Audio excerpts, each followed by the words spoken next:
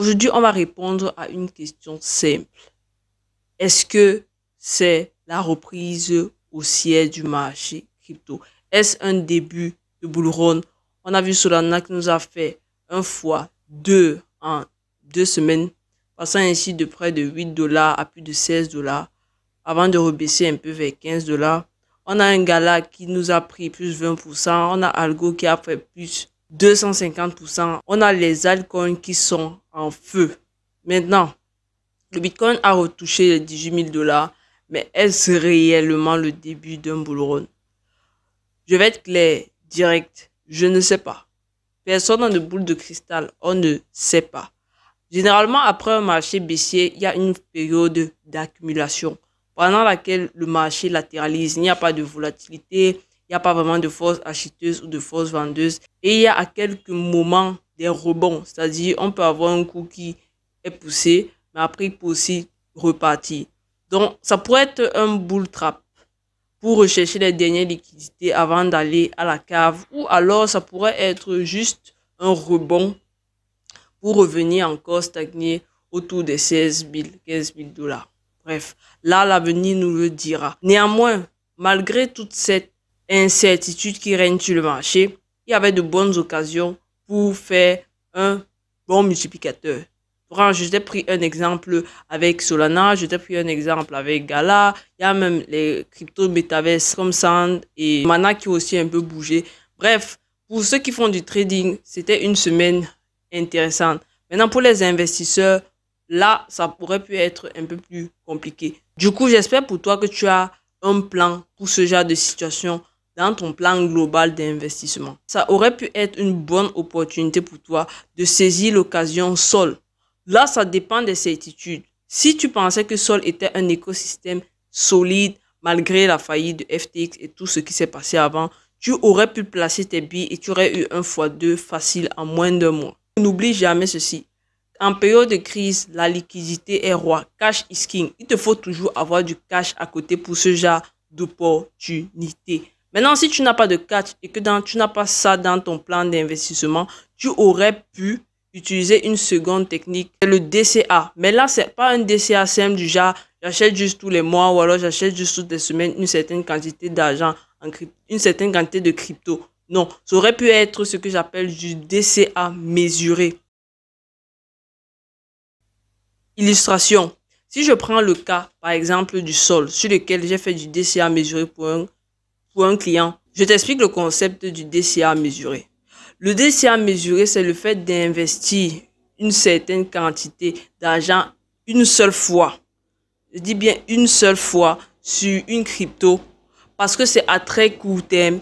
Et aussitôt que tu as fait cet achat, tu mets ton prix de sortie automatiquement. Ça veut dire quoi? Si je prends l'exemple de Solana, moi j'ai placé des ordres autour de 8.8 et 7.9. Ça veut dire quoi? Mon DCA s'est fait en deux parties. Sur 7.9, je me suis dit au cas où ça va en delà de 8, je pourrais toujours attraper un second prix pour lisser. Mais mon prix de base c'était 8. Maintenant, quand j'ai acheté ça à 8, en utilisant les ordres limites, j'ai aussi placé automatiquement un autre ordre limite qui devait revendre à 16. Là, maintenant, tu peux aussi choisir de mettre ton pourcentage. Est-ce que tu voulais vendre à la totalité, donc vendre 100%, ou alors tu aurais pu vendre 50%, donc récupérer ton investissement de base. Puisque tu devais passer à 16 $, ça devait te faire récupérer l'investissement de base et les 50% qui restent, tu devais laisser ça travailler. Donc là, c'est une stratégie que tu peux faire, que tu peux utiliser de temps en temps. Si tu ne veux pas faire du trading pur, tu peux faire ce style de DCA mesuré et ainsi pouvoir faire des gains de manière progressive. Maintenant, une autre chose que tu peux faire, c'est accumuler le maximum de crypto. Ça veut dire quoi? Quand je dis accumuler, mais que tu ne veux pas en acheter, c'est simple. Il faut que tu passes par les NFT. Les NFT, j'aime bien les NFT parce que c'est un triple investissement. Pour moi, j'appelle ça une pierre trois coups. Pourquoi? Quand tu achètes un NFT, généralement, quand tu achètes un NFT, tu gagnes sur 2 points automatiquement.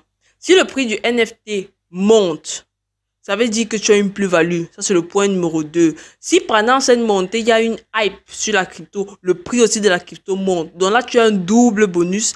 Et si encore, il peut arriver que cette NFT te permet d'avoir un airdrop, là, c'est le point 3.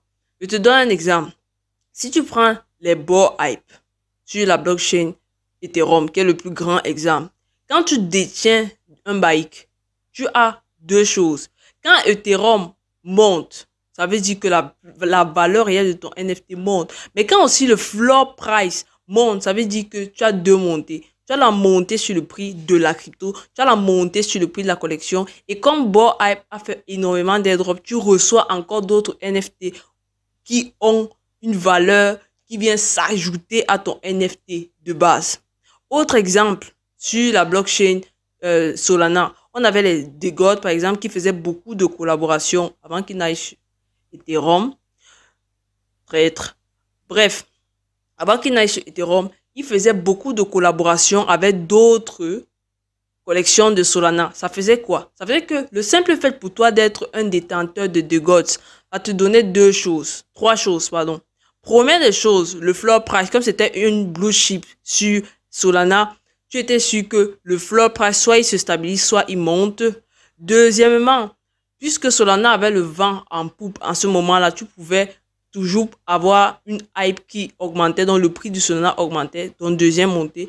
Et en plus, grâce aux collaborations de DeGons avec les autres collections, tu recevais des NFT de collection qui pumpaient juste après. Parce que quand on associe ton nom à quelqu'un de connu, ça veut dire que toi aussi, tu as plus de susceptibilité d'être connu. Donc, c'est exactement sur ce plan-là que les NFT peuvent être un excellent moyen pour toi d'accumuler en même temps de la valeur sur ton portefeuille, en même temps une plus-value, mais aussi, bien évidemment, de la crypto de manière simple.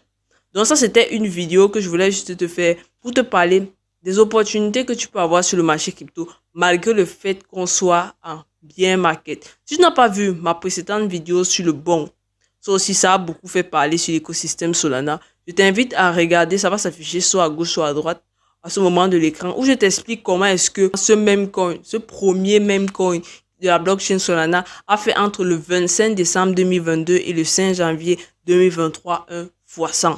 Si tu as raté cela, clique sur le lien qui s'affiche maintenant. Bien, c'était Karine de la Karine Academy. Récupère ton e-book crypto débutant dans la description, c'est le premier lien en description. Et merci aux personnes, une fois de plus, qui ont pris la formation, la crypto simplement. Les 100 places se sont écoulées comme des bouchées de pain. Et pour ceux qui n'ont pas pu avoir la formation, ce n'est pas grave.